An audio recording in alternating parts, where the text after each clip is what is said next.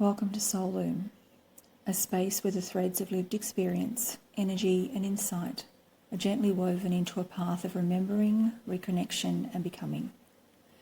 Before I dive in today, I just want to pause and say thank you, as today marks 4 weeks since Soul Loom went live, and in that time I've had 57 plays, 45 streams and downloads, 3 hours of overall listening time, and 12 Spotify followers.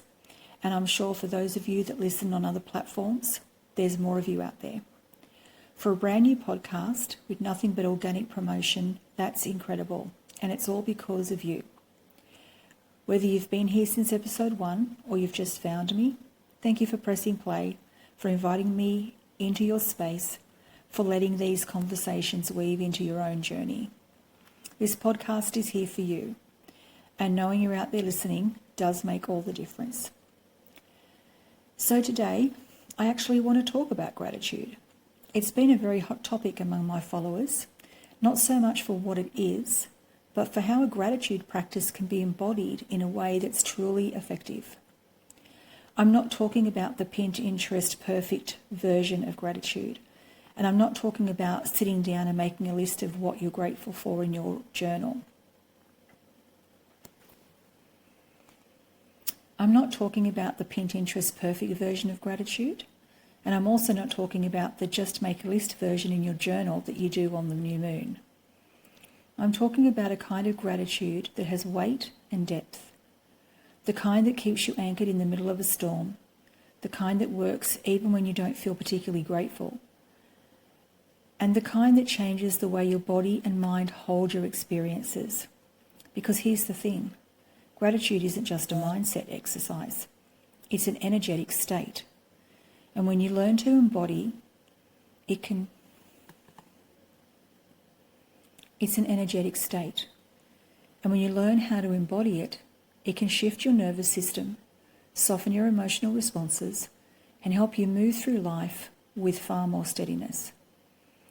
If you want to go deeper into this, if you want to understand more about this kind of gratitude practice, I'm running a 90-minute live Zoom workshop called Gratitude is Medicine on the 3rd of September. It's an immersive space where we'll explore the science, the soul, and the practical tools for weaving gratitude into your daily life in a way that will actually work. You can find all the information in the show notes.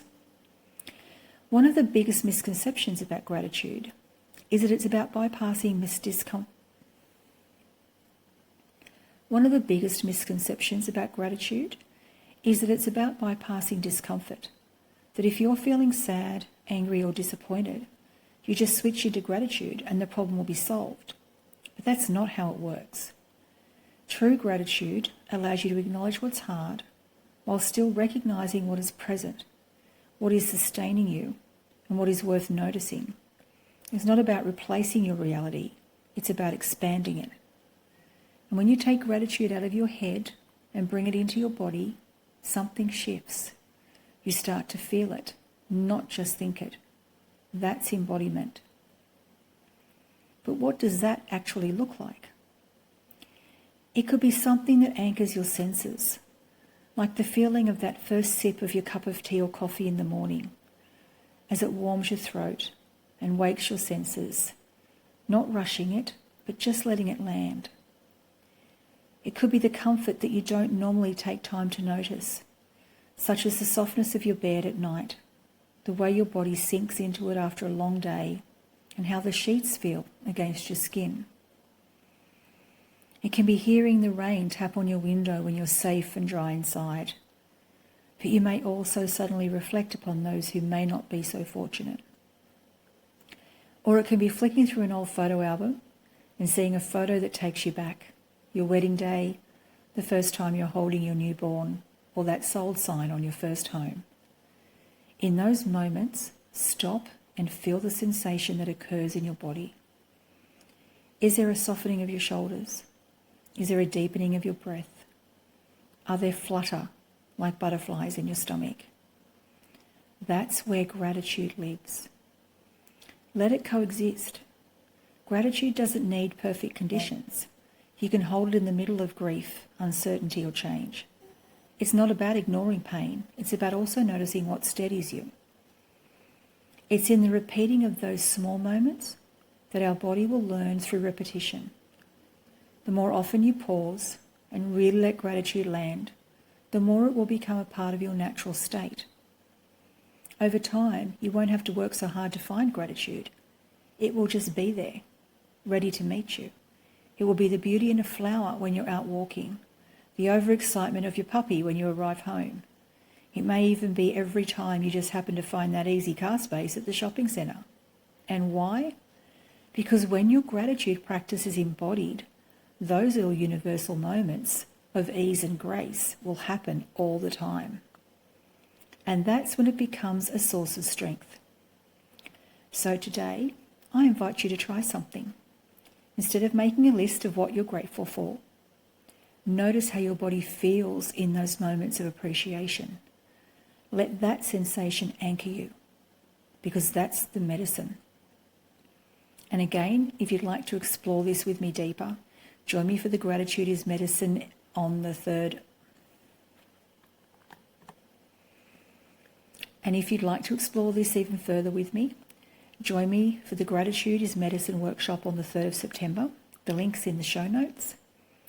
And if you've been enjoying Soul Loom, please follow my podcast, share it with someone who'd love it, and leave a rating or review it if you can.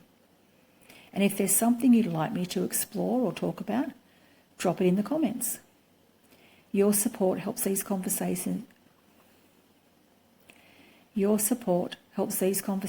reach other people, and it truly means the world to me. Thank you again so much for being here for the first 4 weeks, and until next time, take a deep breath, notice what's here, and let gratitude weave its way.